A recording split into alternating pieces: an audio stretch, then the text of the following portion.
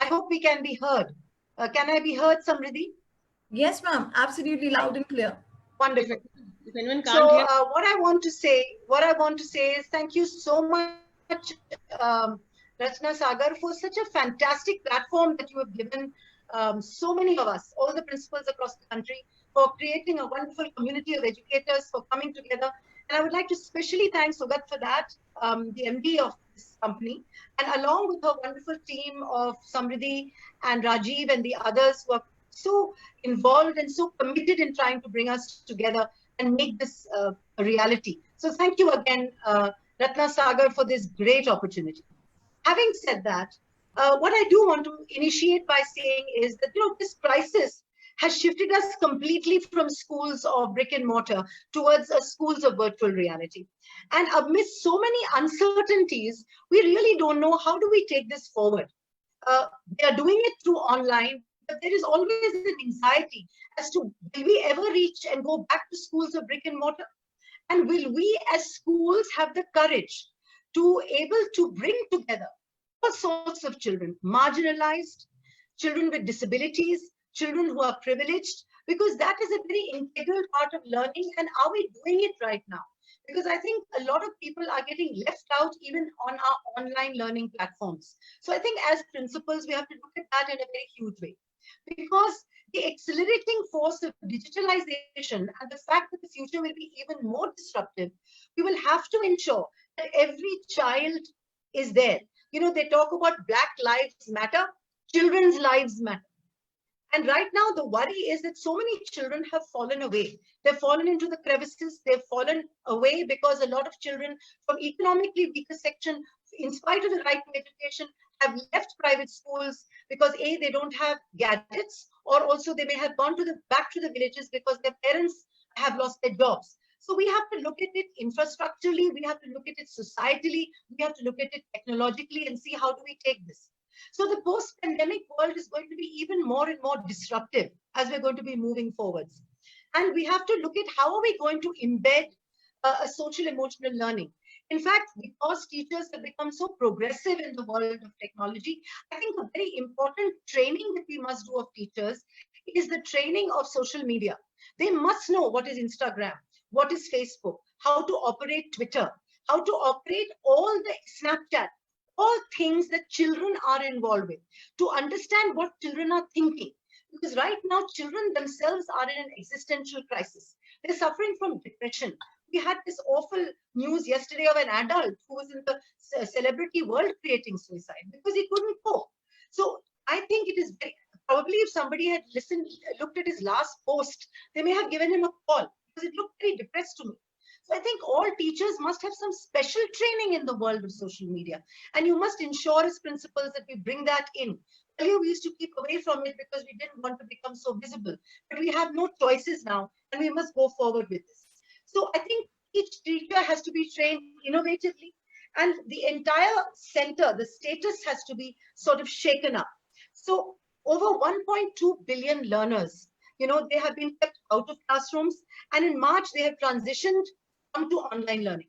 So we have to look at this as to how are we actually dispensing the learning and what kind of focus teaching has been brought in. One thing is there, our teachers have brought in the most amazing focus teaching, but they keep reiterating that there is absolutely no substitution. It's a supplement, not a substitution, to regular schools which show caring, which show community, and which bring in so many aspects of learning which are so integral to us. So it is important that the holistic development of learners take place when they come back and even while they're here. Because there's no doubt that when we're coming back to school, it's not going to be as usual. We're going to be having to do blended learning, we have to do flipped learning, we have to do a sort of personalized learning, and we'll have to learn the methodologies and the pedagogy of how do we do this kind of learning, because we're not used to it. We have to sit together as communities and think, how are we going to take it forward? So the first topic of the evening that we have today, it's an interesting topic because it's aligning residential and day schools in group school chains. And this is a very important aspect because it has been brought up the challenges of boarding school along with day schools. The issues are not only opening spaces, but it's about school being responsible for children in a boarding 24/7. It's about pastoral care. It's about integrating learning and teaching. And I think, there are also issues about the fact that the sharing of teachers, the fact that teachers will have double duties. It's also about how do we sort of magnify this and how do we look at it and so on and so forth. So the problems are multifold. I don't call them problems, I call them challenges. And for this and many other conversations around it, I request Ms. Sapna Sankala Jain, principal of RMK Residential Senior Secondary School, Chennai. Sapna is an old friend and she runs a fantastic school. And in fact, she runs a very well-known group of schools, which are a mixture of residential and so on. And so to deliberate upon this, I ask her now, Sapna, could you guide us and could you throw some light on this area of this mixed school that we are talking about? Sapna. Must Samriddhi throw light on her. Yeah, a very happy evening to all the participants of this webinar. First of all, I would like to profoundly thank Ratna Sagar for organizing this webinar and making me as one of the panelists. And I also would like to thank Ameeta ma'am for her very beautiful way of setting the stage for us to discuss something very, very crucial and important at this point of time. So I'm Sapna Sankla. I'm the principal of RMK Residential Senior Secondary School, which is situated in Chennai. And in fact, the salubrious surrounding and the 47-acre lush green campus, and our school is an awardee of the Green School Award for the year 2019. I feel this residential school actually provides, all that a student aspires for in terms of providing a dynamic education, a modern education with the traditional roots. And apart from that, we have three more schools. They are our sister concerns. So it's actually a chain of schools. And here we are actually going to discuss how do we align the residential school and the group schools and the day schools in a big group chain, and how do we go about planning things. So what I feel is, when it comes to the connect between the residential and the day school, actually collaboration is the key, is what I consider the most important. And not only that, it is like aligning of the strategic goals in terms of professional learning, in terms of organizational effectiveness. It may be community learning, it may be governance, learning support and administration. So in all the possible aspects, we try to connect and try to get optimum benefits of all these things. Actually, the synergy should result into something which is very productive. So broadly speaking, we can consider the connect between the residential and the day school in terms of sharing of resources, in terms of commonalities, like what are the common things existing, and also in terms of differentiation, what are the different approaches. So we need to consider all these things. So when I talk about, let us say, sharing of resources, basically what is that? Just now ma'am had spoken about it. Basically, when we talk about sharing of resources, it includes the faculty. That's the most important thing. It includes infrastructure, it includes curriculum, it includes pedagogy, it includes assessment modules and learning outcomes. So the content part of it is something which actually becomes very, very important. And in fact, I feel this is really very good because we can really get a lot of benefit out of it. And when it comes to commonalities, yes, there is a lot of advantage. There can be a common teaching, there can be common examination and common assessment. So this is what actually we follow. And coming to the approaches where there are differences, yes, there are a few differences as well in terms of financial implications, in terms of aspirations of the stakeholders and the accountability of the faculty members. Also, there is a difference, definitely. So, let's now try to analyze this learning ecosystem, which I spoke just now. Now, in the residential school, which drives in the thought of a home away from home, the role of the faculty as the second parents is actually 24/7. Contrary to that, in a day school where the students are available only during the day. So there the teachers assume the role of day parents. So there's a difference in the roles and responsibilities, definitely. So there's a difference. And when it comes to the accountability, the parental perception in terms of accountability of the faculty also differs a lot. You know why? Because what happens is, in a residential setup, the parents feel that the child has been totally handed over to the school, and the teachers have a greater obligation towards the physical, mental, emotional, spiritual, and academic growth of the students. So this is how there is a difference in the perception, and that's what I meant by stakeholder aspirations. Now, moving to the collaborative landscape, this is what I feel we are doing it most effectively. And in that, the first one is resources sharing. Yes, it happens, and it happens, I feel, in a very, very good way. Collaboration between the teachers works wonderfully. Teachers working together, they have a very positive impact on each other, and this is highly beneficial as they contribute naturally to the school improvement. And not only that, everybody has access to the expertise, and that is what I feel we have been very successful in doing that. Not only that, the synergy between the residential and the day school, as we have been doing, also leads to sharing of infrastructure. And definitely, the one can benefit from another. And that is what is happening. That is highly advantageous. And then, if we really have the sharing of curriculum, all the pedagogical plans and the assessments and best practices, and if we do that, actually it brings out the best in us. And that is what we had been doing. Wherever we feel that one particular teacher is very good in handling certain things and her expertise can be very much utilized, we have been doing that, and it really works very well.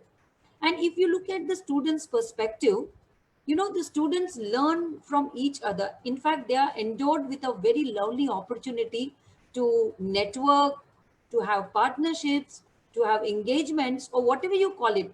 But they learn to collaborate, and they learn from each other. In fact, we have been talking about, the world becoming a global workspace, where definitely our children should grow up in an environment where they know how to become a contributor in a group, how to collaborate. So in such a setup, I feel this collaboration is actually teaching them a lot of life skills. What is happening, maybe when all these activities of collaboration happen, there's a lot of value building happening in terms of adaptability, in terms of learning from each other, in terms of deciding how to go about. So in that way, it helps a lot.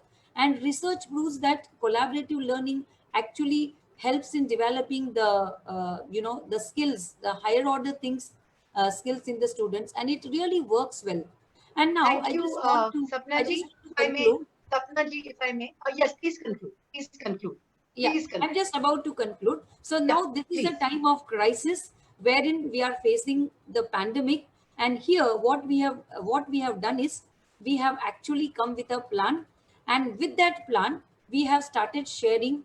First of all, we have embraced technology, and we have started sharing the online platforms, and teachers have been trained very effectively. So training of the teachers had happened in online platform. And with this setup, actually we have learned how to connect, how to collaborate, how to communicate, and how to create a sustainable learning organization. So in this time of COVID, definitely it has taught us much more, and it has also made us realize the benefits of collaboration in terms of technology sharing, in terms of online platforms, and how do we go about. So in that way, I think it is really working very well.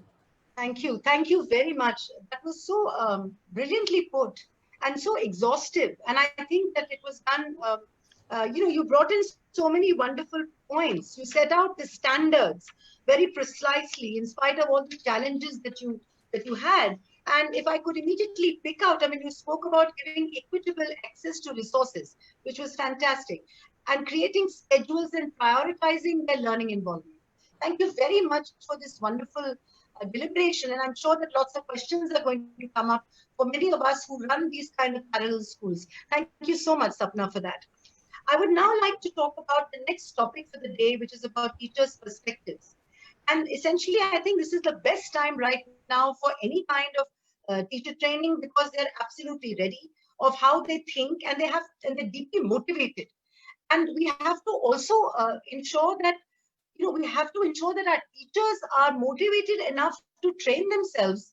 Otherwise, it's a question of their survival now, and that's become very, very important, because the pandemic has affected the teaching community in a huge way. They have to constantly rework, reset, and rewire their brain.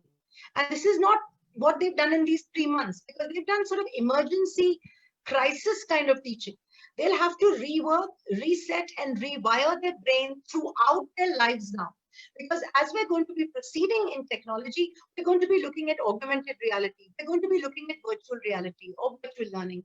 We're going to be looking at machine learning. We're going to be looking at different aspects of cloud computing. So I think it is very essential that apart from the social media that has to be handled, the teacher should keep engaging with herself and evolving and pushing the management to ensure that they help her to evolve.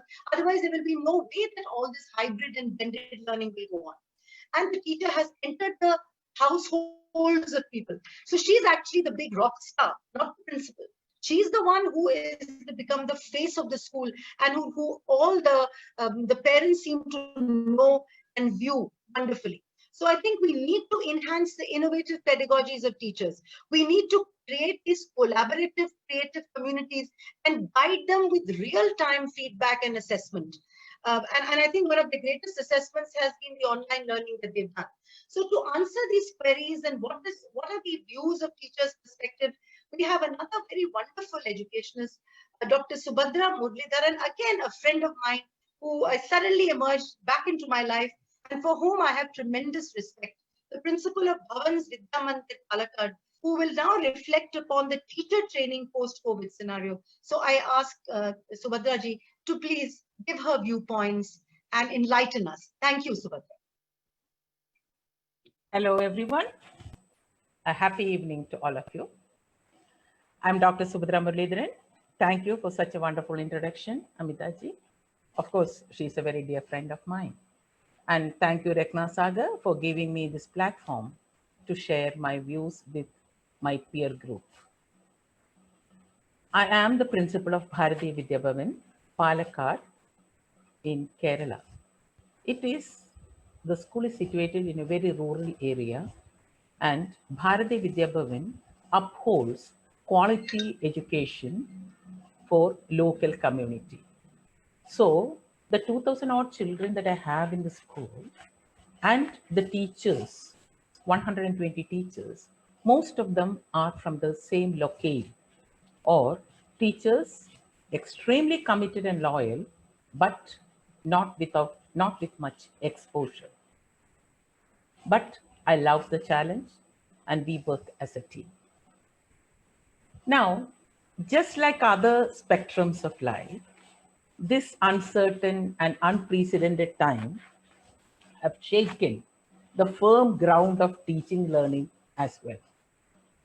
Teachers are the harbingers of change. Like Ameeta ji told, they are the agents of change. A change now from offline to online pedagogy. When we analyze this paradigm shift from a teacher's perspective, a couple of questions entered my mind. The first one was, what is the need of the hour? How should the teachers gear up for the present situation? It's a groundbreaking phenomenon. A teacher, not in a classroom, she was waiting for June 1st for the school to reopen. Imagine from her perspective or his perspective, no live classroom, no children, no enthusiastic, eager faces looking up at them. Now she has to imagine a classroom and emote one. It is a cumbersome task, not at all easy. And it needs tremendous effort, tremendous effort. and this online teaching thing, it's a new ball game altogether, which they have hardly played. So it is definitely a challenge. Next, let's look at it. How techno-savvy are our teachers? Maneuvering through a virtual classroom is very cumbersome.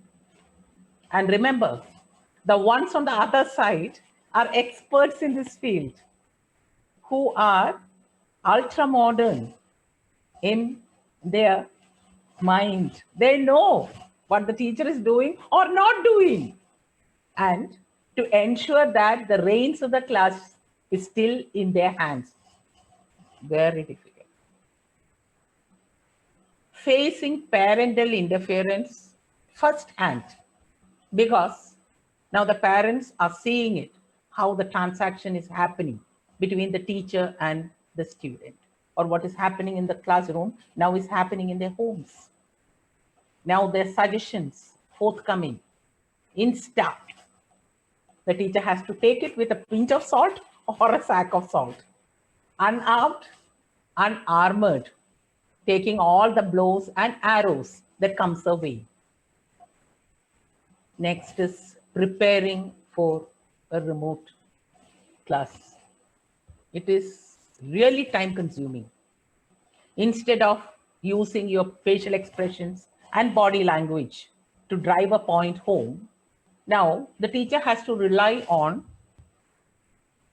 virtual tools like Padlet and Jamboard and PowerPoint presentation, which lack a human touch. We're talking about teaching learning process here, which involves human beings.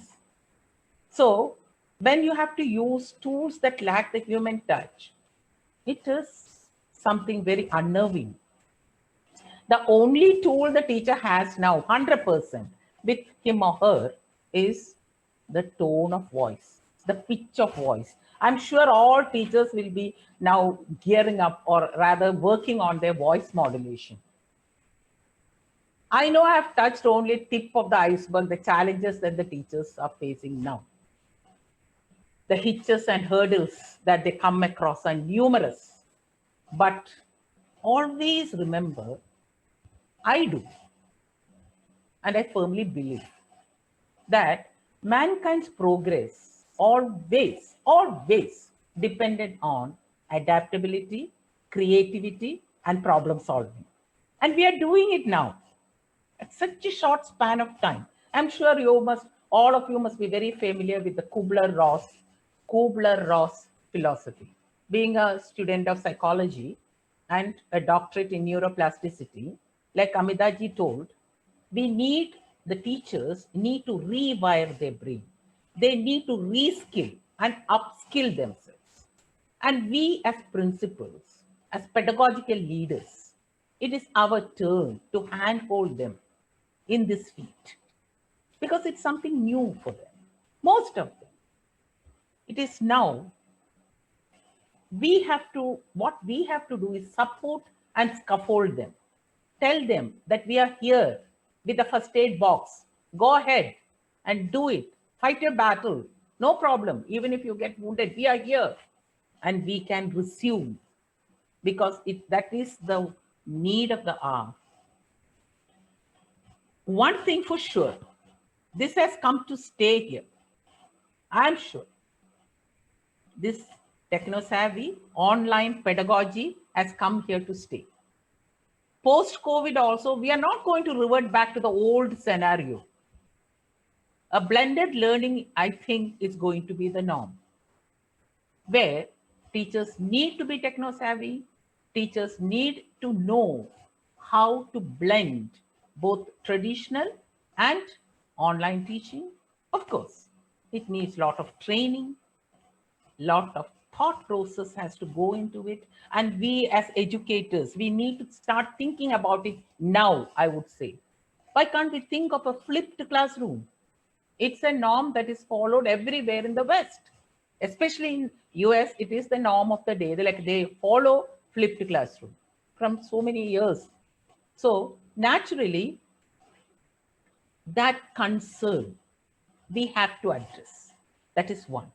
And the stress, that's why I told you, please, I'm sure you must be very familiar. Otherwise, please go through that Kubler-Ross strategy or the Kubler-Ross psychology. It is very interesting how a human mind responds and reacts to a change.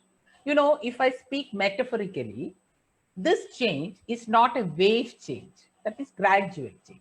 It is a volcanic change, a sudden eruption. Suddenly we are shaking the ground on which we were standing, which was so firm and we were so comfortable. It is thoroughly shaken now. So the teachers are so unnerved. They don't know from where to start, where to stop. Now the problem is they are overexcited because they are doing something which they are first time they are doing and they are becoming successful. So it is after all a kaleidoscope.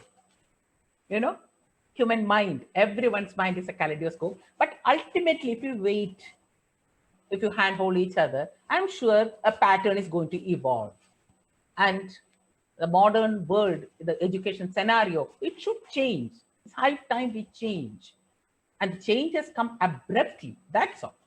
So, Thank you, happy Subhadraji. school, happy Subhadraji, students, I'm so happy sorry. teachers. Could you, Subhadraji, could you just do the last concluding remark with your Yeah, permission? Your last yeah, sure. concluding remark. Happy school. That's what I was saying. Happy school, happy students, happy teachers, and God bless. Thank you. I just want to tell you that that was a remarkable way in which that you brought out such important points. Especially, firstly, I love the happy school at the end. And what I really liked is the way that you were able to incorporate so many interesting ideas of learning in a technological era and how the teachers should connect with them, along with the you being a psychologist, giving the kind of psychological upbeat elements of learning. I'm sure that your school is going to greatly benefit from your vision and the way you think. That was marvelous, Subhadra. Thank you so much for that. Thank you, Ameeta ji. Thank you. So with that, I would like to talk about a very interesting topic, which is captured classroom. When I heard this word captured classroom, I told Atiya, iska matlab kya hai? What does it mean? And of course, she deconstructed it for me. And but this captured classroom has really caught my imagination.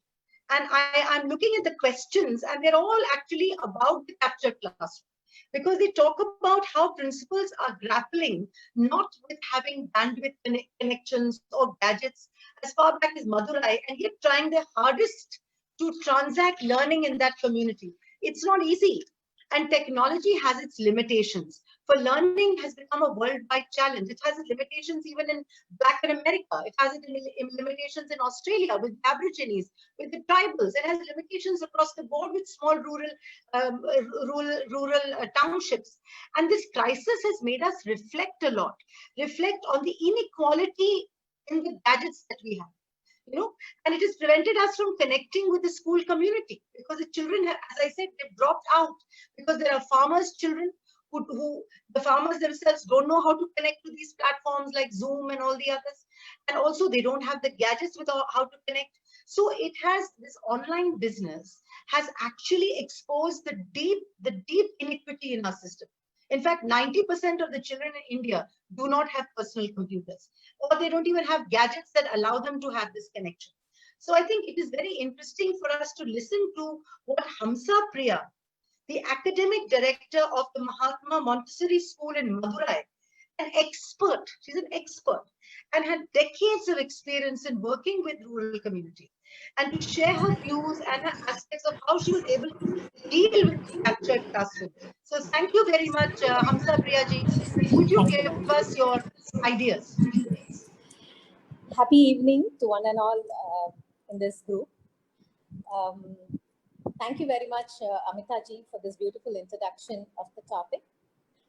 I thank Ratna Sagar for giving me this opportunity to talk about captured class. When ma'am called from Ratna Sagar to talk about the changing paradigms that are evolving with this, disruptive system, this ma'am spoke about madam spoke about the psychologist theory. Similarly, now we are into creative communication that is happening with the disruptive thinking that has taken us quickly into a world that none of us were prepared. We were not even aware of it. So in this situation, when in the month of March, when we were closing our schools for the lockdown, our class 11 was class 12 was happening, and there was a lot of discussion in the school whether we have to take Zoom. And in fact, we used the Zoom app to work on the to continue with the teaching that was happening in the classroom. As we started working with the app to deliver the lessons, we constantly got a lot of feedback from our teachers as well as from our students that the connection is very poor in our area, and it is very difficult for us to keep track. Sometimes the voice breaks and we are not able to follow the lesson. And even if it is a recorded lesson, that part where the connection is lost is not recorded. So when we continue to have this kind of feedback and suggestions from parents, the first week when we started the Zoom class, we decided that we'll just use the school app that we have in our school to render the lessons through captured classes. So we'll do the lesson, we'll deliver the lessons through captured classes. Captured classes is maybe the name I'm calling it as captured class, but it is we record the lesson that the teacher is teaching in the classroom, and we posted it for children. And we also decided on the number of minutes the lessons will run. Because when we have even while we had these captured classes, we had open house with children using the Zoom app. So for a week from Monday to Friday, if we had classes, on Saturdays, we asked children to come for open house. And in that open house, we collected feedback from children. So when we started collecting feedback from children, we realized 100% of the open house was attended by parents. It was parents who were more in the open house than the children. So parents started, giving us a lot of feedback on this lesson. You need to reteach because my child did not follow it. And, you can extend the lesson. You can create another part for this lesson because this lesson finished quickly. So these kind of suggestions were collected from parents. So right from the time we started recording our classes, we realized that it is not easy to record a class because when you're doing a lesson through Zoom or through any other app, online app, it's so very easy. The teacher involves, definitely the teacher goes through a lot of preparation to go online. I'll not deny that. But when you are recording it in front of the camera, sometimes when teachers are starting the lesson, something happens, the disruption is more, the class gets stopped in between, or they say something wrong, they want to videotape it right from the beginning. So in order to take a captured class, it consumed a lot of time for the teacher to make a 20-minute class. But then while making this 20-minute class, today I feel like teachers have become like cinema directors, using a lot of animation apps, using a lot of other technological support softwares to develop their lesson. Because once upon a time, I've seen such lessons in big companies where they develop their lessons with a lot of videos, with a lot of support, when you watch a video lesson, I'm sure there are several learning companies that make videos. So such videos teachers themselves have started developing, and it became a period of collaboration with each other. Because if one teacher came to know of one technology, then she started sharing that technology with other teachers.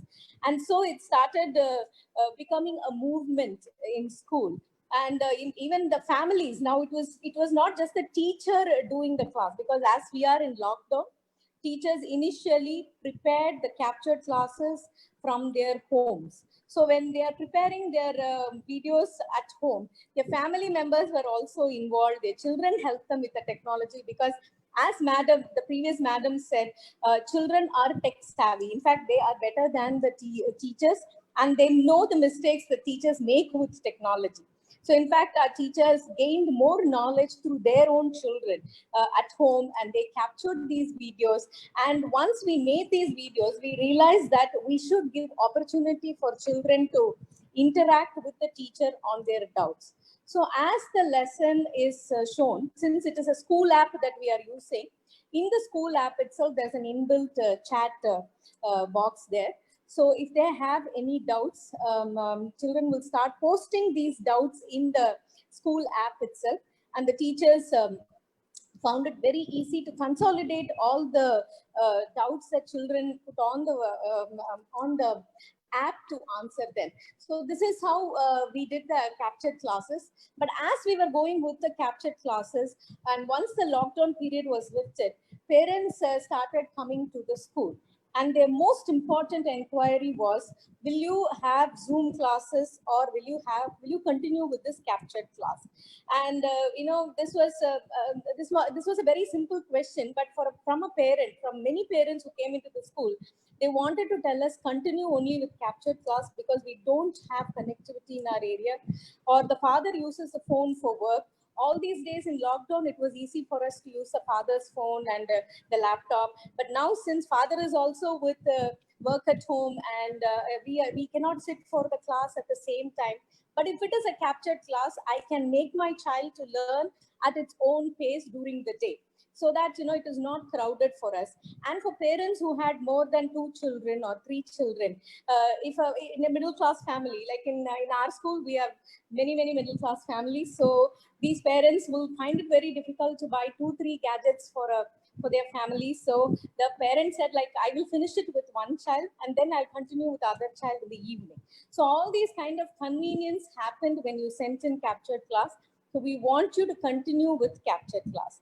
But the beauty of the Zoom class, definitely, I'll tell you, is interaction, where children can talk to their teacher, they can interact with their friends. There's so much that they can inspire each other while the Zoom class is going on.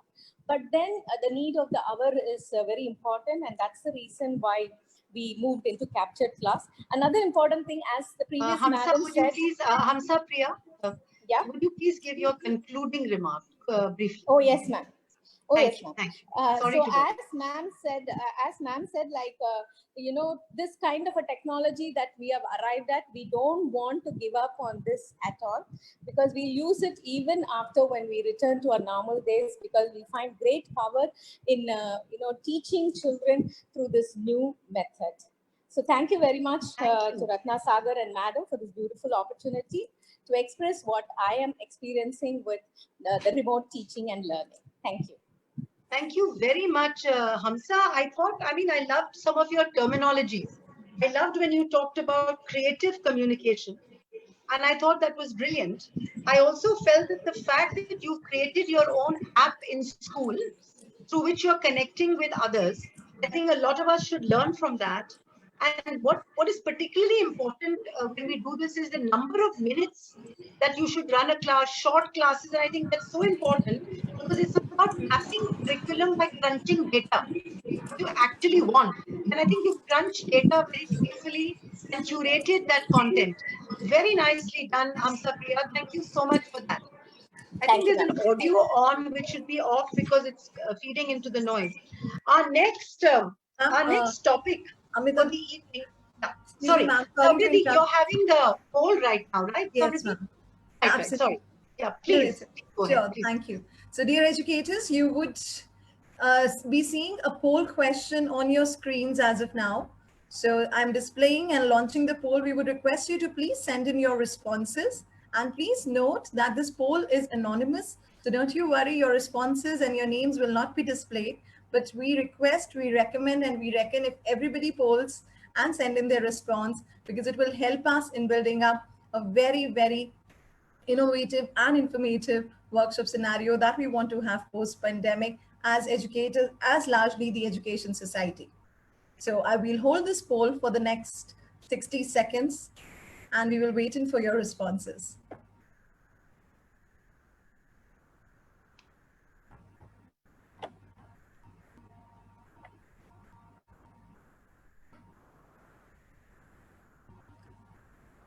So we have quite a lot of responses coming in. As of now, 170 people have already voted. We are a huge number. So waiting for another 30 seconds to go.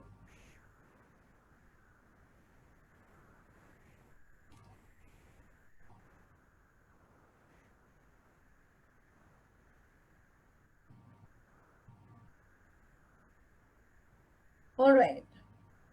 Okay, we are rising again. So we are through with nearly 70% of the participants and the educators logging in.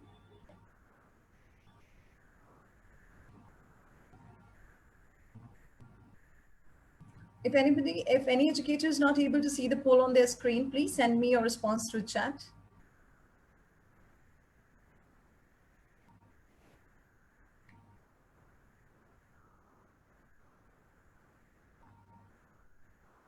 All right.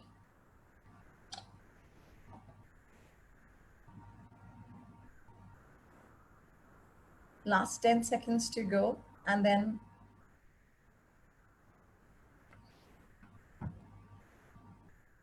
okay, perfect. Thank you so much, dear educators, for sending in your responses. Okay. Over to Ameeta ma'am now to please You continue. announce the results of the poll, Samriddhi. Okay, sure, ma'am. You must announce that. All right, And you absolutely, could ma'am. I'm you sharing could the give the results. question. Yeah. Yes, ma'am. The I'm result- sharing the just announce, results. but it's nice to announce it. Sure, ma'am. Absolutely. So, ma'am, the question was, which workshops would you like to have post-pandemic? And we've received 20%, and the options were new leadership models, accreditation of online teaching, blended online-offline pedagogy, parent-school partnership, and all of the above. So we've had highest for blended online-offline pedagogy with 48% people sending in their responses in favor of this option. The next one is all of the above. So all the four options is the next highest voting that we've got, that is 40%. And then we have parent-school partnership coming in at 22%, and then new leadership models and accreditation of online teaching at 20% each. Right. So I think, thank you so much, Samriddhi, for that poll. And I think Ratna Sagar has now got a lot of work to do because there's a lot of workshops that I think are necessary for all of us, especially with the new pedagogies. And I would like to again remind Hamsa Priya that there have been lots of questions around your captured class. And after, at the end, we will be asking you for some of those responses. So the next topic for the evening is very interesting and dear to my heart. It is design thinking, the need of the hour. And design thinking is a concept that has been around for a while, and yet nobody has really applied it because we're so ridden by, teaching to the test. We're so ridden by the fact that we're constantly mining the children for their marks, mining the children's minds for their marks. So it's essentially about a collective response in any aspect of development. In the schooling, it has to deal with the coaching to develop a prototype which is new, equitable, and has a human-centered solution to challenges. Solutions that look at the school ecology in a sort of a 360-degree expanse. What students feel, what parents feel, what teachers feel, what does the management want, what do the stakeholders look at for learning? Because you cannot work in silos. We have to reach the entire school community. And it works at various levels. So whether we're building empathy, or whether we're helping educators to connect with one another, or helping families that are now taking on the educator's role to provide learning and experience at home. So it is essential that we develop this kind of a thinking and learning system in the new pedagogies that we're going to bring out in our schooling, because it helps a lot in problem solving, in creativity, and in critical thinking, which is actually the need of the hour. And for the first time, really, 21st century skills have come back to us on the table to really haunt us. And we need to have to work with this. So these are innovative methods of design thinking. And it's a method in which we can apply knowledge to practice. Now, for all this, it would be very interesting to hear how Ms. P.R. Shija, principal of SNS Academy, Coimbatore, to help us to throw some light on a very interesting topic. She runs a very fine school, has some very innovative ideas on pedagogy, and has been working on this kind of learning for a while. It's up to you now, please. Yeah. Rija. Good evening, everyone. A pleasant evening. Am I audible? Yes, very clear, very clear. Yeah. Actually, this is a wonderful platform. Let me express my heartfelt thanks to Ratna Sagar and Athiya ji and Ameeta ji for such a wonderful introduction and also a wonderful platform to think about. And by telling about SNS Academy, this is a happy school. As Subhadra Madam completed, this is a happy school where the teacher and the student, everybody should be happy. We attach a lot of importance to that. So our basic principle is design thinking. I'm so proud to tell that SNS Academy is the first Indian school to embed design thinking into the curriculum. And this is an era of challenge and changes. Changes are inevitable. We cannot live without needed changes in our life. So here comes education enables the needs of the hour and also needed changes. So education, we all speak about the holistic education, which enables a child to face anything. That is the essence of design thinking. So here in SNS, we always focus on the skill-based teaching and also design thinking-based curriculum.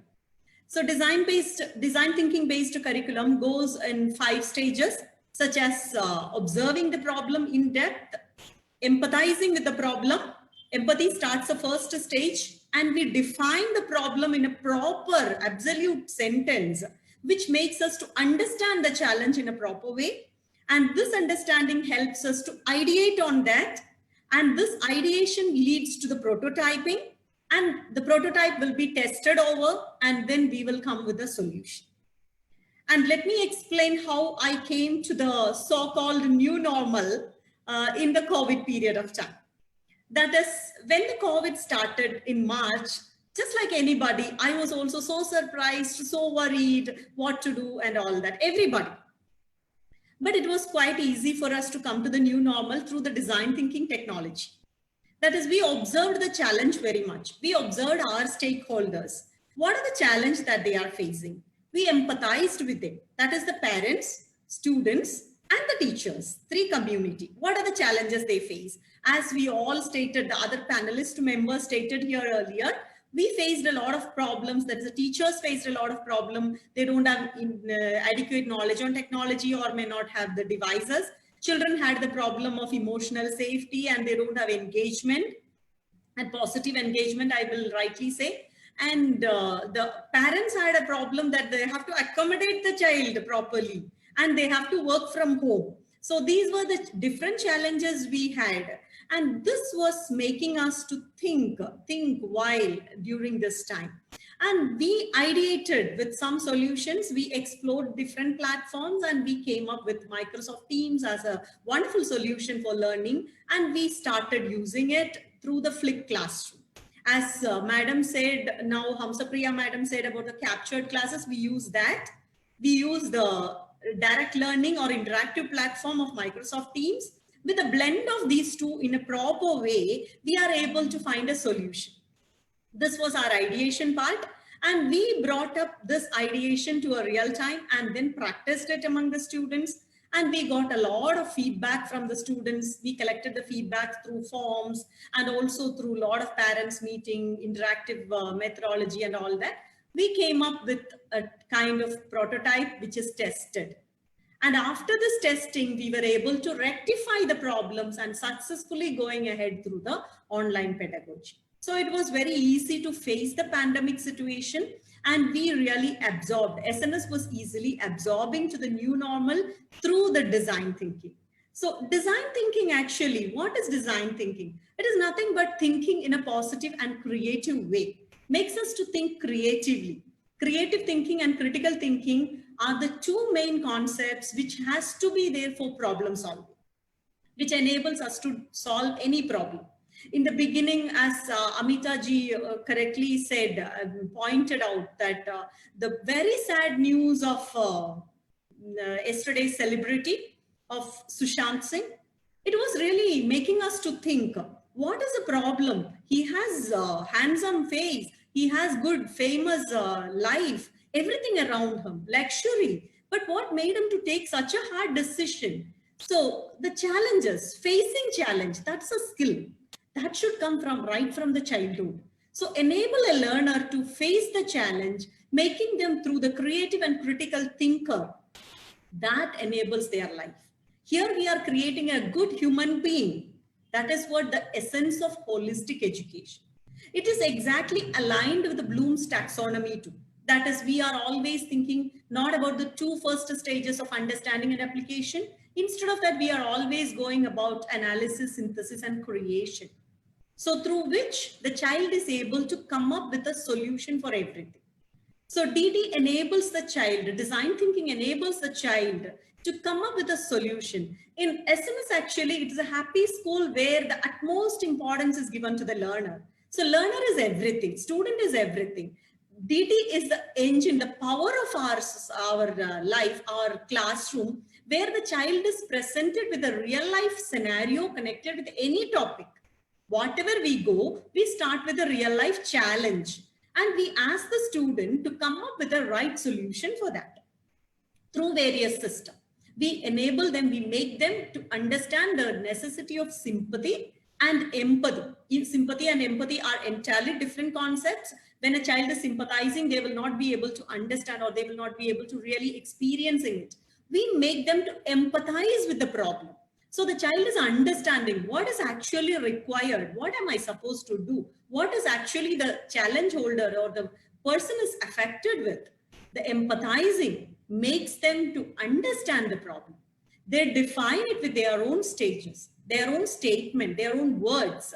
And this makes a clear understanding. They leads to find a solution either through a digital technology way, or they find a solution through a real-time working model.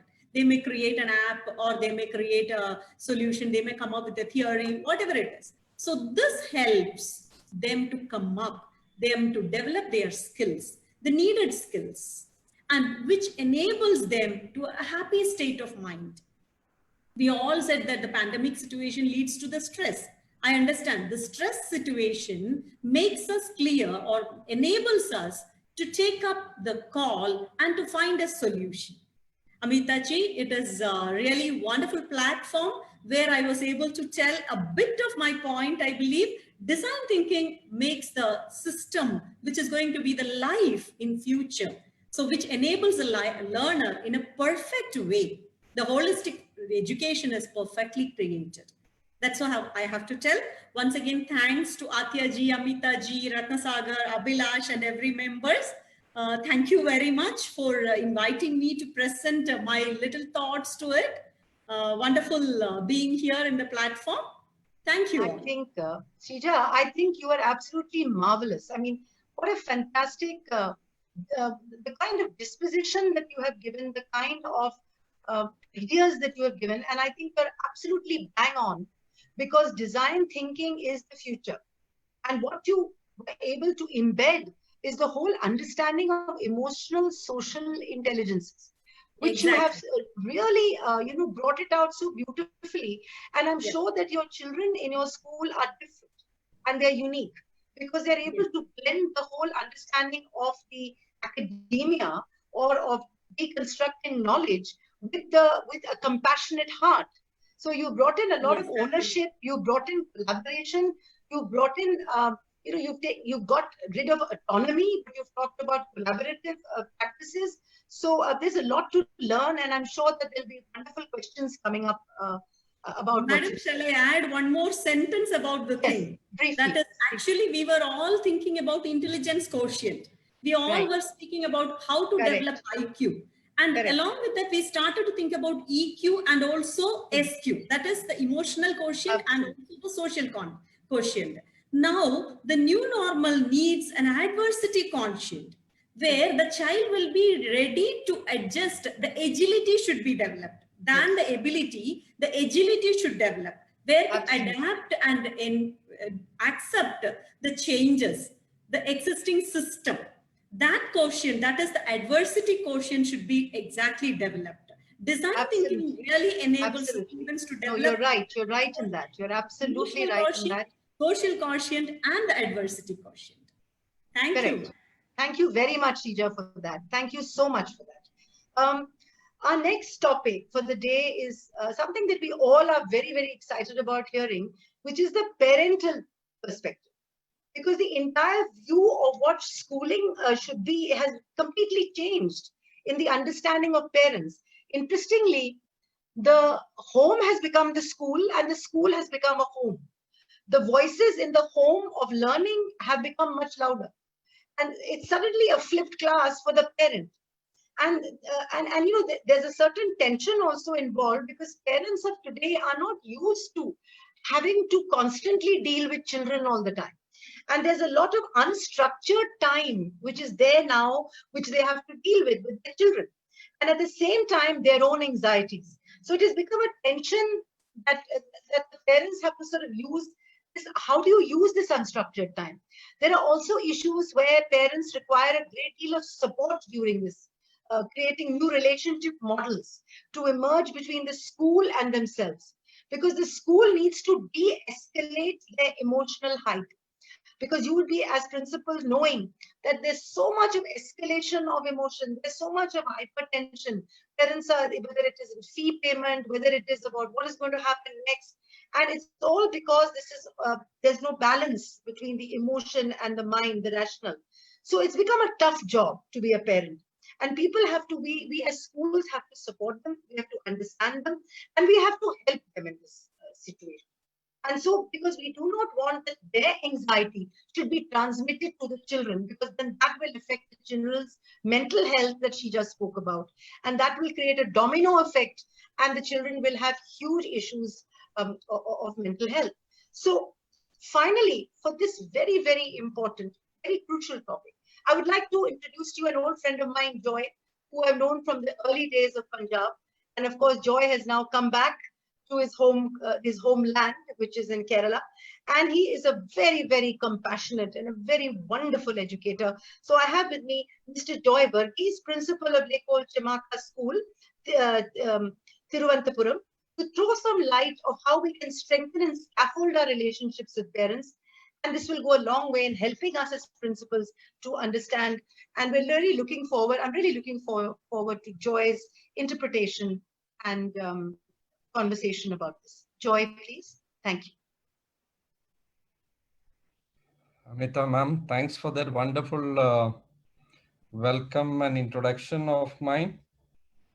I thank Ratnasagar Group in a very special way for inviting me to join this great discussion. We all are in a challenging mode altogether. I think human beings have become used to overcoming challenges over the years. And that's what we are all called to do also. And at this time of challenges now, we have a lot to overcome. And I'm given to talk about the parental perspective. We have had Sapna Madam talking about the alignment of boarding and day schools. We have had teacher's perspective from Dr. Subhadra, and a captured classroom from Hamsa Priya, and design thinking well developed and delivered by Shija ma'am. So I thought this should be taken up in a proper manner, the parental perspective.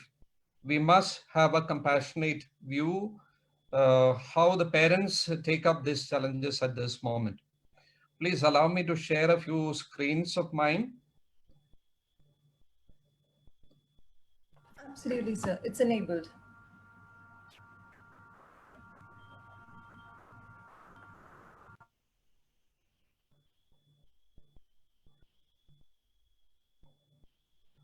Before I proceed, I would like to speak something about the school I represent.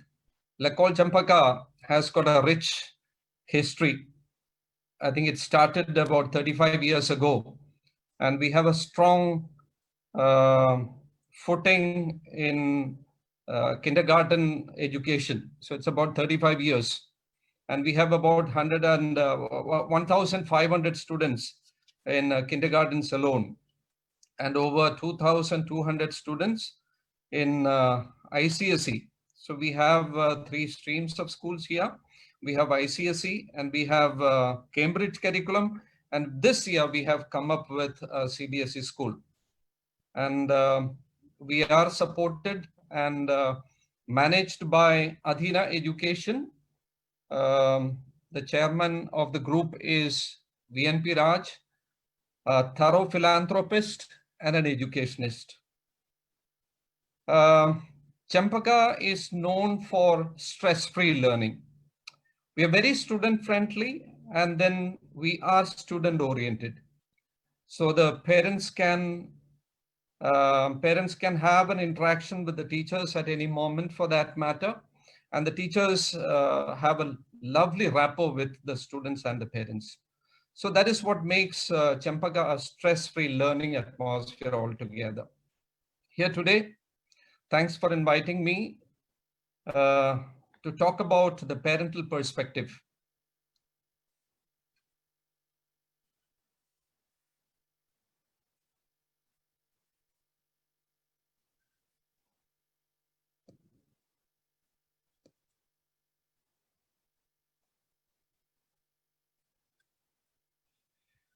Now, when we look at the parent, what do they expect from a school, or for that matter, from the education? When we talk about education, parents expect that there will be moments of wonder. And the children will be inspired by what they learn. The children will be understood by the school, the teachers, the facilitators. There will be a lot of mutual trust and appreciation between the teachers and the students. There should be a lot of humor coming into the classroom to make it light. When we talk about the subject, there should be a lot of clarity. It should not be going over their head. It should go deep within the subject clarity. There has to be a development of confidence in the children when they talk about education. It should be a positive atmosphere, a positive moment for each one of them. It has to be an organized learning atmosphere. There shouldn't be confusions. What is next in the coming year? In this year itself, what is there next month? There has to be an organized learning atmosphere. And the social behavior must be strengthened through education. And there has to be a strengthening of values. If learning doesn't become contextually oriented, learning remains within the classrooms. It will not become personalized at all. So these are a few expectations when parents send their children to the school. And now in this moment, parents face a lot of challenges. How many of our parents are techno savvy? Maybe 20% those who are in the city limits. The others, they have to grope around for becoming techno savvy. They will have to learn quite a lot of new things. Luckily, I have children coming from the city areas. But then I am connected with a number of principals who have their children coming from the suburban area and rural areas.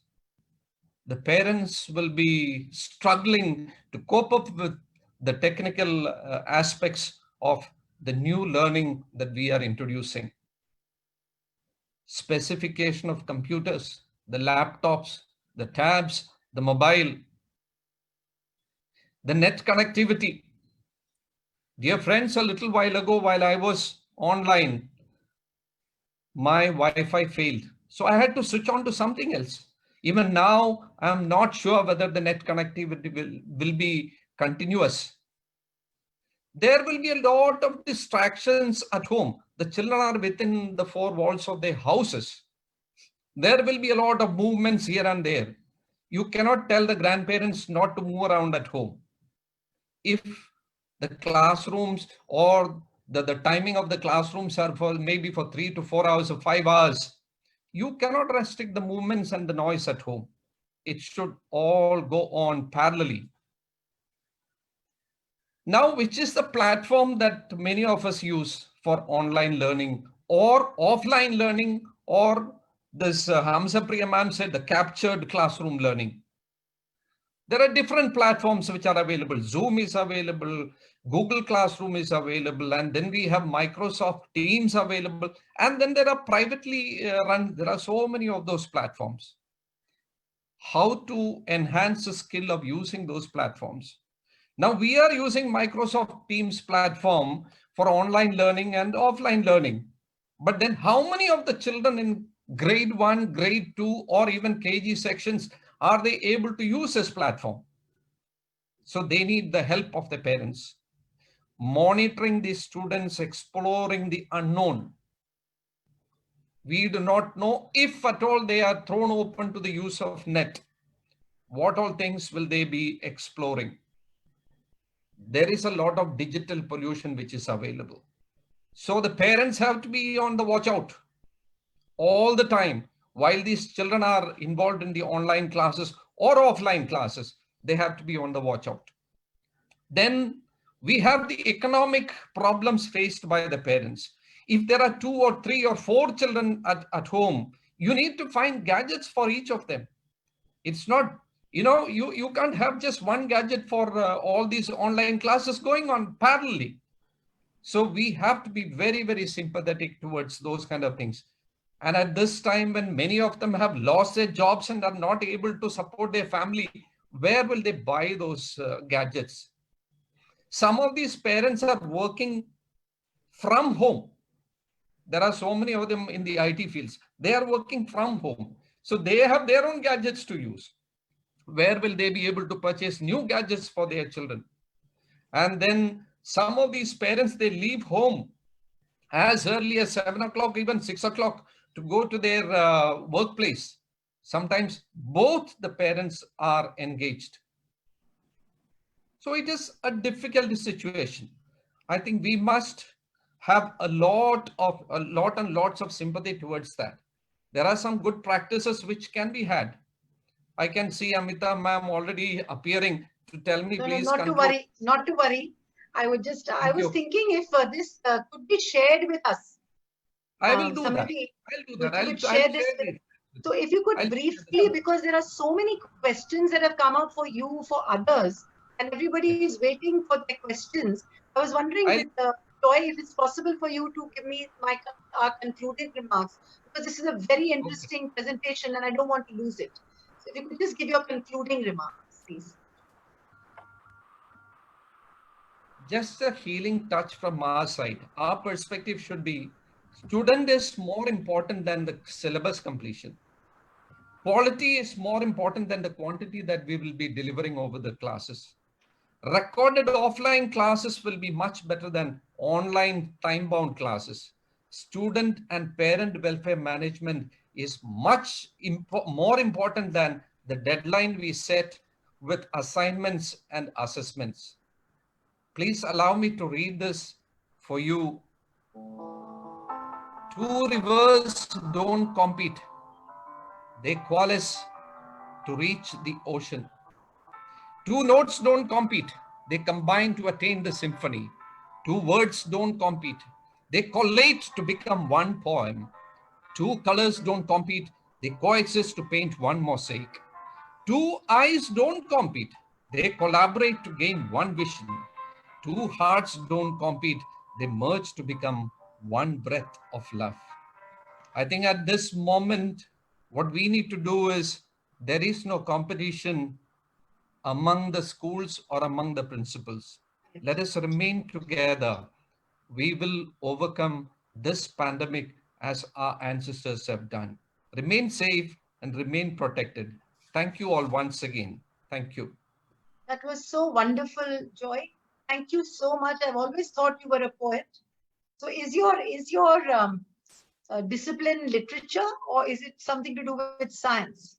There are so many things. I knew that. So you're an interdisciplinarian, if I may say that. Very nicely put together. Lots of interesting thoughts have come up out of your presentation. A lot of care has gone into creating this presentation. I took a lot of pictures of it just in case I never got it. So I took some screenshots of your presentation. Thank you very much for that. And I'm sure a lot of our principals have learned from that. On that note, people are thinking changing time is viable to you and it is good for you, I'm okay with it. I don't have any rigidity for you people, but for Right. I think somebody was Yes, speaking. ma'am. Yeah. Right. If you could just, the audio is, if you could just, now we can start off the questions, because I think there's a lot of questions which have come up. And I loved the way that Dr. Jain spoke about digitalization of emotions. He just said, now the emotions have also become digitalized. I think I'm going to use that, if with your permission, I'm going to plagiarize that thought. Very nicely said. Also, we have Bhanu S. and others who have been talking a lot about, can you throw some light on design thinking? Because this is, for most of them, this is a new concept. So my friend who spoke on design thinking, I think Rashida, would you like to please talk a little more about design thinking? Because they're keen on knowing, because how would you sort of make this into a new learning pedagogies? Design thinking. Yeah. Yes, ma'am. Shija ma'am, I would request you to please unmute yourself and start your video.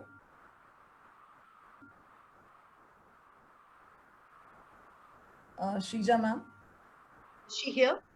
Ma'am, she's definitely here. I guess there's some lag in the internet connection. Right. So it doesn't matter. We can, if somebody else would like to comment on that, or would you like me to comment on that, I can do it until she comes in. The moment she comes in, I will, or maybe we should take another question, Yes. and we can wait for Shija. And this is Sheena, who wants to know about flipped classrooms. So if anybody would like to comment on flipped classrooms and how that can help you, anybody here would like to comment on flipped classrooms amongst our panelists? Any of them? Any particular person? May I, Ameeta? May I? Please Yes, go ahead. Subhadra? Please, Subhadra. Please, Yeah. Subhadra. Ma'am, please start your video so that I can give you the spotlight.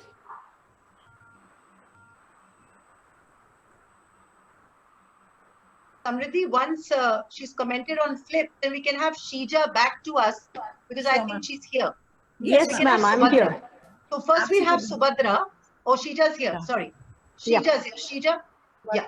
Okay, regarding Yes, ma'am. flipped classroom, it Right, is right. just like flipping what's happening in the school is happening at home and the other way around.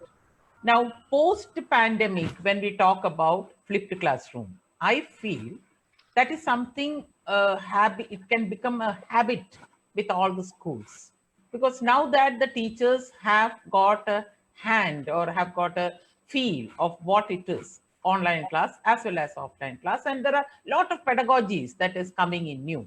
Now, simply the flipped classroom means you are giving them the assignments, and the assignments and homework or whatever reinforcement has to happen will happen actually in the classroom, where there will be peer support and teacher support. And each one learns, becomes a self-reliant learner at home.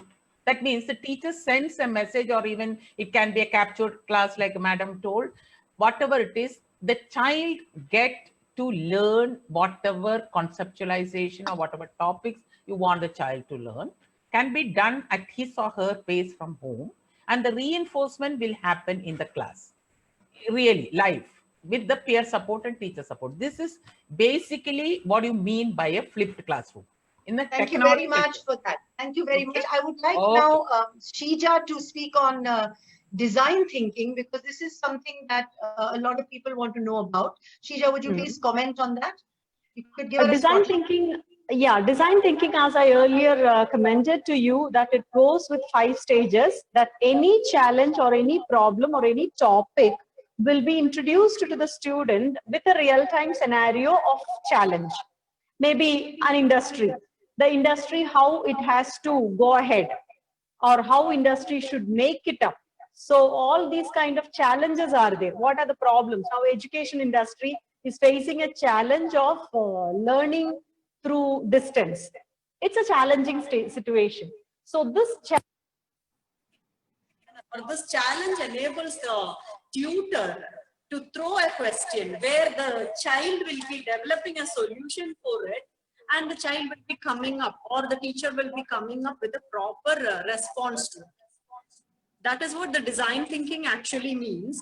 Design thinking is a wider concept where it needs to go through all the 5 proper stages to come up for a solution for any challenge.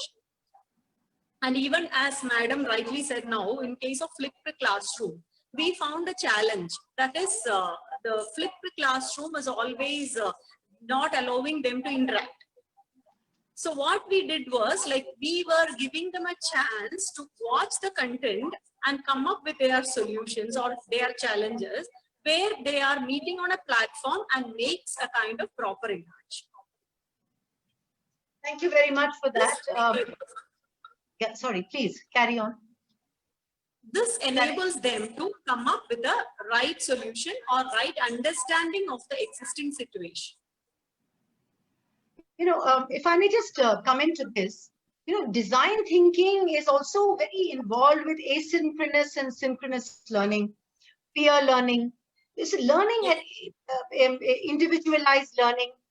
It is, you know, project-based learning, so that the child learns and the teacher becomes a facilitator at different levels. So if you have, for example, now CBSE is going to be giving you a circular in which probably they're going to tell you that from nursery to class 8 or 9, you create your own curriculum and you create your own innovative pedagogies for the new learning system. So you can easily, you don't have to do the entire topics of NCERT books. You can take some topics which can be done in a you know, video embedded, PowerPoint embedded, well, a little more innovative manner. The others, you can do it as a selection of topics that you can give out to children. Let them choose the options. Let them work together in group clusters. And this way, you'll be developing their powers of research and analysis. You'll be doing interdisciplinary work. You don't have to work in silos and say, this is the homework for math, this is the homework for social sciences. You connect all the subjects and give one homework which caters to everything. That's how you look at design thinking. Yes, at yes, levels. absolutely. Absolutely. You are coming up with the points rightly, madam. Actually, we do an interdisciplinary topic, interdisciplinary approach towards the design thinking. At the same time, it gives the same topic or the same particular concept also to go in different levels of learning, like collaborative learning, project-based learning, problem-based statement. First, it is problem-based statement. Then it comes as a project to the student develops the project, and there he collaborates with his peer. Without collaboration, it is not possible. He collaborates with a peer, he collaborates with the society, he collaborates with other members around him, and then he comes up with a solution. Rightly, you stated that it's a collaboration of all these things. Thank you very much for that. The next question is Malati Ryan, who wants to know about, you know, how do you integrate technology with students, especially in the rural areas? So I think my friend from Subhadra from Madurai, would you like to talk about that? Because there's also a lot of conversations around captured classrooms. They want to know about how, you know, some more about this particular concept that you've talked about and how can it help in online learning. Subhadra? Yeah, I didn't get it quite right. Let me, can you mean Priya, Ameeta ma'am? You mean Priya from Madurai?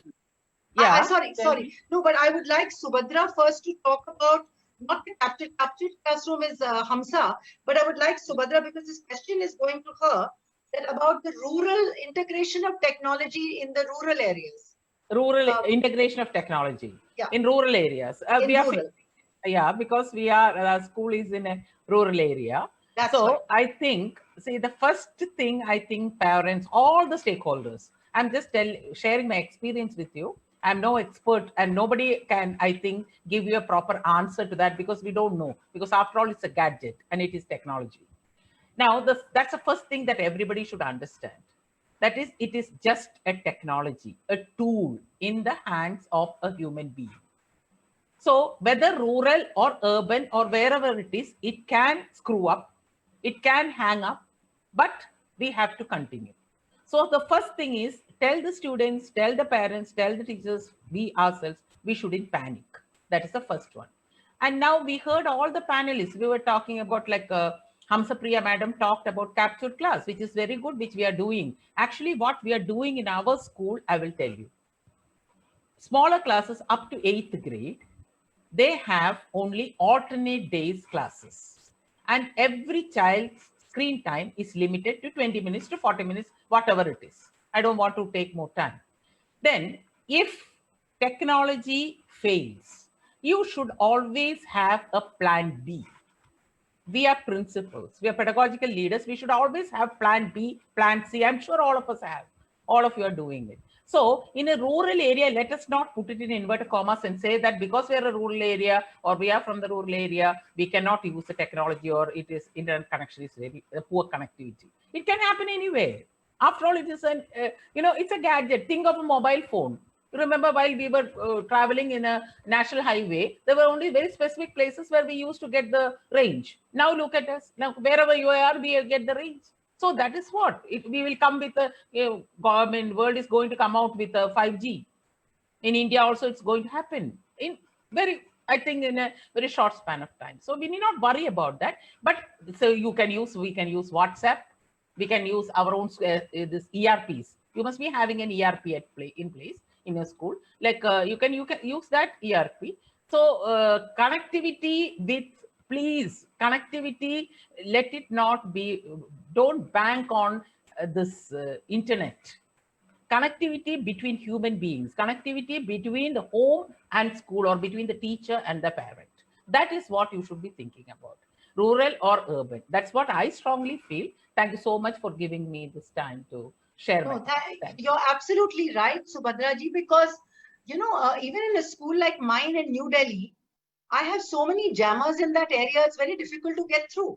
In fact, half my teachers have to use dongles to even open their emails. So exactly. You're absolutely right. You're absolutely right. It's not urban rural.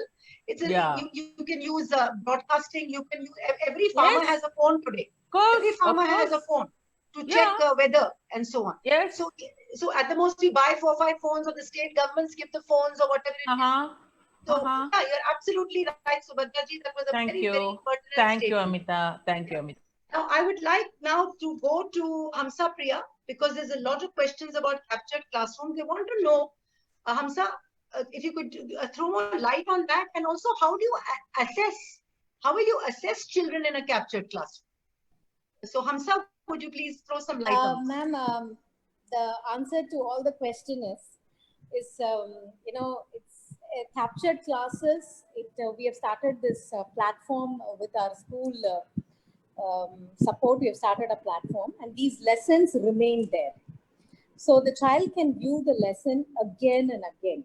The most important thing is repetitive learning is the strength of the captured class.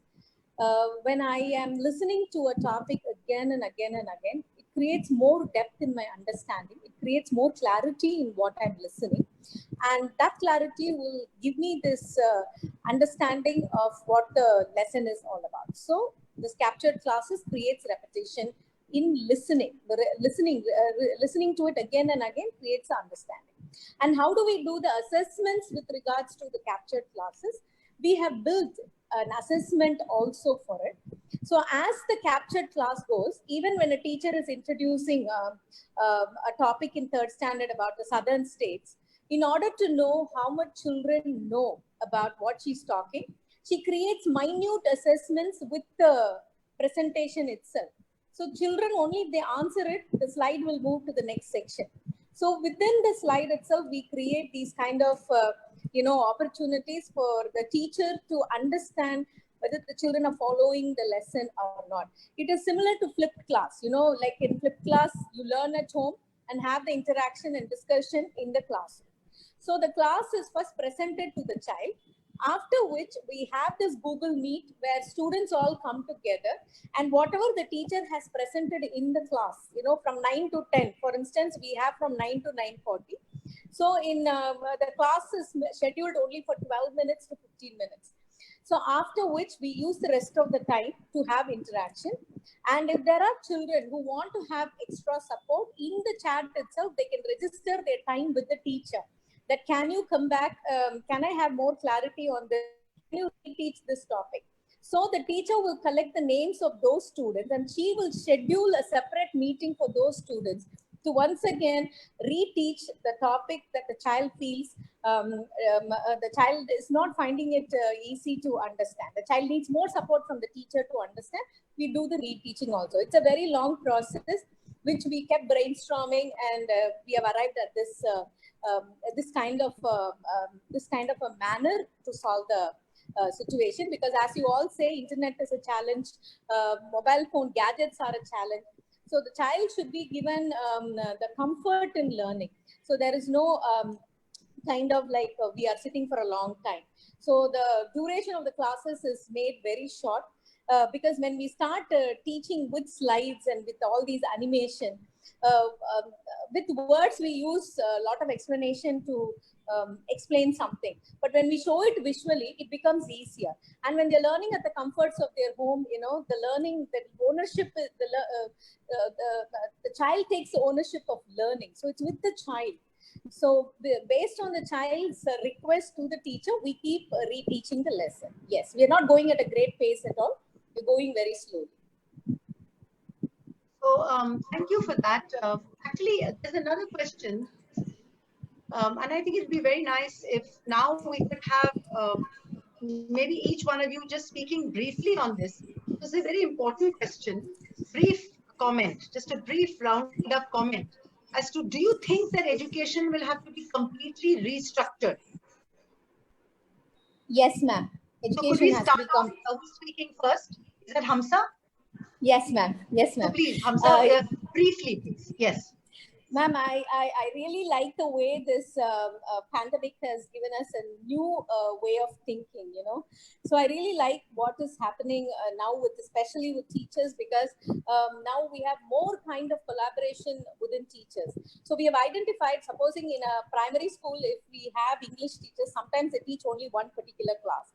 Now together as teachers, we sit together, plan the lesson, we identify the tone of the teacher, which teacher has the best tone to express, you know, on the captured class, who is very good at drawing, who can make very good questions. So like that, we have made a big change in the way that we work together as a team. So I really like the way we are working now. So I wish to continue the same setup even after we return back to routine, and these captured classes will definitely remain with will remain in the platform. And children, in future, I feel that this is my feeling. Even when we return to routine, we will use these captured classes for children who need more support from the teacher. We'll schedule a time in the evening with the concern of the parents. We'll all these particular students alone will sit with the teacher on daily basis, or now and then, to be like rethought even in the home environment, other than the time that they spend in school. So thank you very much for helping. Thank you very much for giving me this opportunity to express my thoughts. Thank you. Joy, would you like to? Joy, would you like to? Dr. Subhadra has to leave, so could we ask? Oh, please. So I would like very much, Subhadra ji, please, some last roundup of your interesting. Thank you. Thank you. The restructuring, yes, but this is, as I told you, speaking metaphorically, this is not a base change, it is a volcanic change, that's all. Restructuring was happening everywhere, anytime. It was happening in the education field as well. Only thing is, because it was not such a sudden thing, we didn't feel it, that's all.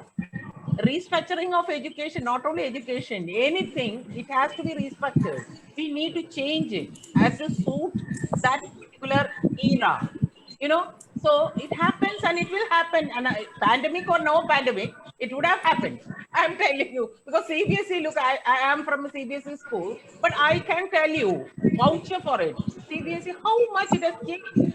Coming, having studied outside in the US and having worked there for a long time, it is changing. CBSE is changing. State schools are changing. So restructuring is always a norm. It has to continue. Thank you so very much. And let me take this opportunity to tell bye to everyone. Thank you so very much. Thank you very much for that. Thank you so much. Good to catch up. Joy, would you like to now give me some last statements? What I feel is, this captured classes will stay longer because the recordings can go continuously and the children can do it at home. The next day, even when we have physical schooling in the campuses, in the classrooms, they can come and discuss on those captured classrooms which we have sent on the previous day. So the teachers need not waste their time on the concept clarity. Then they can go into contextualization of what they have learned. Thank you so much, Hamsa Priya ma'am and Thank you, Subhadra sir. ma'am. throwing a light on that. Absolutely. All the panelists, as rightly they stated. Yeah, thank you very much. Thank you very much, Joy, for that. There's a question from Facebook that has just come up. Let's quickly take that. Somebody, would you like to say what is the Yes, ma'am. question from Facebook? Yes, absolutely, ma'am. The question from Facebook is asking, what can we do about the first generation learners or the underprivileged children? The same question of rural classrooms. See, shall I tell something? Yes, please. Yes, please. See, whether the learner is a first generation learner or second generation learner, we need not to categorize like that. Because we cannot tell that our ancestors who never had a systematic college education or academic education is not actually wise. They were also finding solutions for the challenges which were in front of them wisely than as I will tell. Might be like my grandmother, who was not a graduate, was able to solve many of the problems or many of the challenges in the life. So we cannot categorize as a first gen learner or second gen learner and all that. It is all about that. How are we educating them? How are we making them, equipping them to face the existing challenges, and how to come up as a solution for that. So once when we educate them, once when we take it up them to that channel, they will be definitely coming up with the right solution for whatever problems or challenges that they are facing. Right. Thank you very much for that. Any last comments, Sapna? Sapna, any last comments? Yeah, ma'am. I would like to add. Can we have Sapna? I'll just get back to you. Joy, I'll just get back to you. I'm here. Can you hear me? Yeah, I can hear you. I can hear you. Okay. Like I just wanted to answer the question which you had put forth regarding like restructuring. Yeah.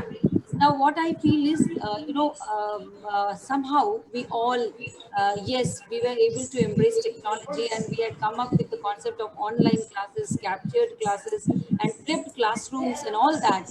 But what I feel is post pandemic, we need to get acclimatized to the new situation, and that is going to be our new normal. So how far are we going to get adapted to the new normal is really going to be very, very important for us.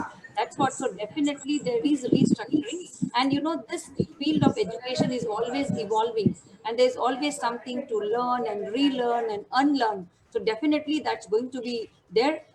It's like, how are we going to take post-pandemic this situation and adjust ourselves and adapt ourselves to the new normal which we are going to face later, and there actually lies our success. That is what I feel. Thank you very much. Thank you very much. And some last thoughts from Priya Hamsa Priya.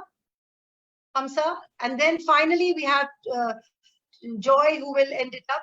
Hamsa, any last thoughts from you, or are you done with your?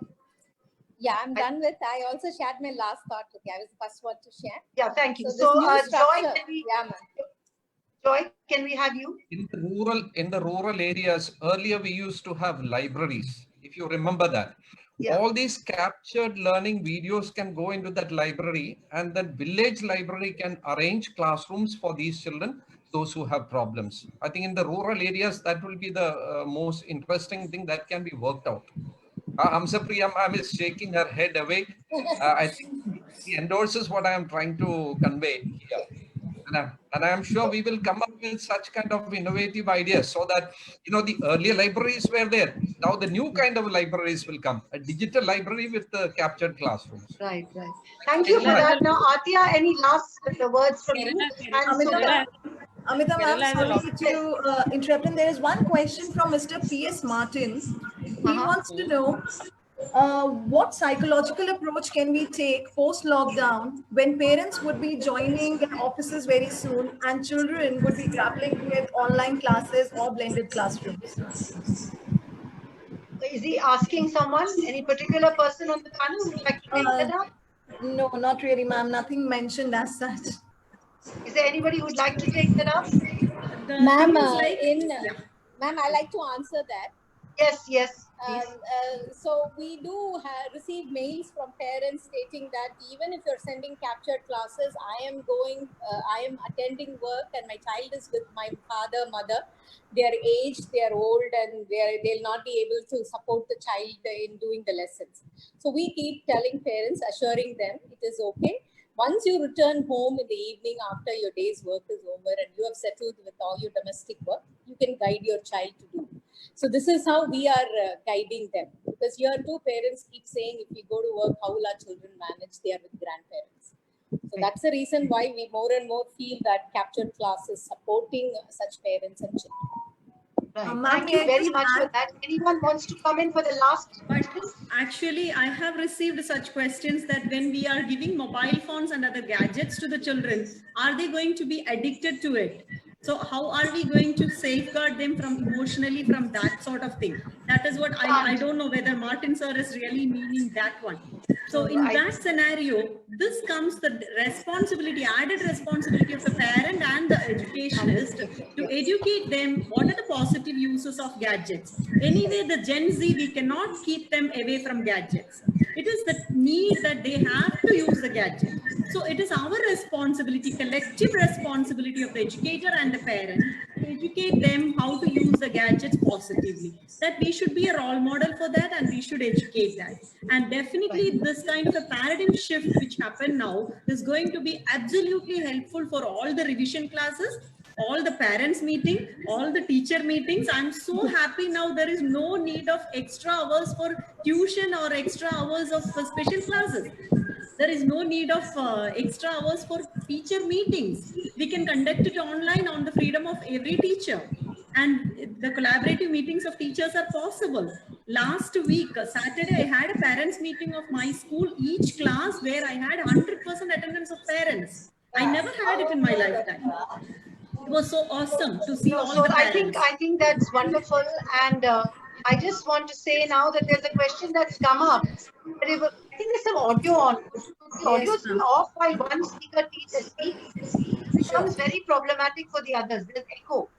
Yeah, I just want to, there's a question that's come up about somebody who says, suppose a teacher doesn't have a Wi-Fi, suppose she doesn't have a laptop, suppose she, and this changes the job. Because today as a teacher, we cannot function if we don't have Wi-Fi. We have to ensure that we get a lease line. We have to ensure that we get some gadgets. We have to ask our schools. We have to take some help because those days are gone, when we say. In my own school, when recently some teacher said, I'm not having bandwidth, I said, just too bad. Then you have to find the bandwidth from somewhere or the other. Otherwise, what's the point? It's for our survival. Because today, we will become irrelevant if we're going to make these questions. I don't have a laptop. I don't have a bandwidth. And this is the wrong profession for us. It's becoming problematic because every teacher today has to be technologically savvy, has to have those gadgets, or their managements have to give it to them, or the state has to give it to them. Something or the other has to be working. Atya, some last comments, please, from you. And Sugar, last comments, Atya. No, I was adding to what Joy sir said about the libraries. Some years back, I read an article by P. Sainath, that famous sociologist, about the wonderful libraries in every village which Kerala has. Do they still exist? You know P. Sainath? So, do they exist? Yeah. Every village in Kerala has a library for children. Correct. Is that true, sir? I don't know. Joy would know. Yes, absolutely, madam. Still, I think most of the nook and corner of Kerala has got libraries. Wonderful. This is a very interesting article. I think if I find it, I'll share with all of you.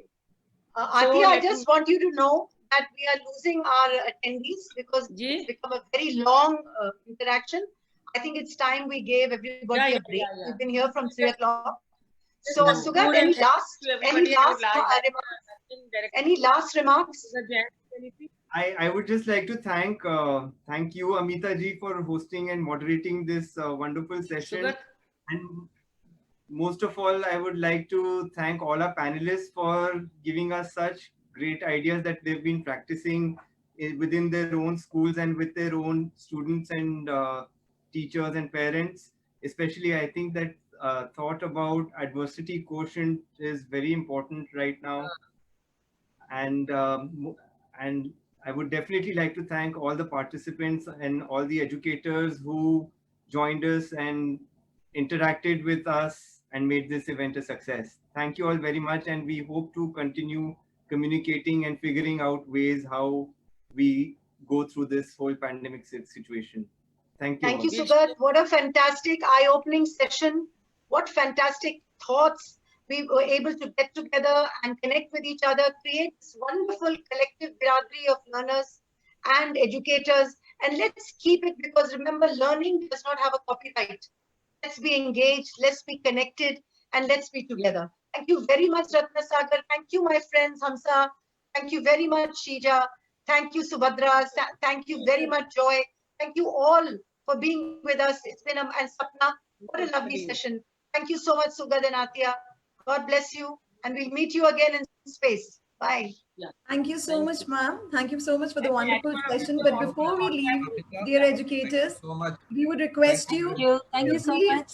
Send us your feedback through a QR code that is being displayed on your screen. Please scan this QR code and you'll be able to share your feedback through the QR code and the form that opens up. Alternatively, I've also pasted a feedback link that leads you to a form online to share your valuable feedback for the webinar with us and any concerns that you have that you wish us to include in the upcoming webinars. So please do send us your feedback and inputs through the QR code link and the link that has been shared in the chat for the upcoming webinars and the current webinar that we have shared.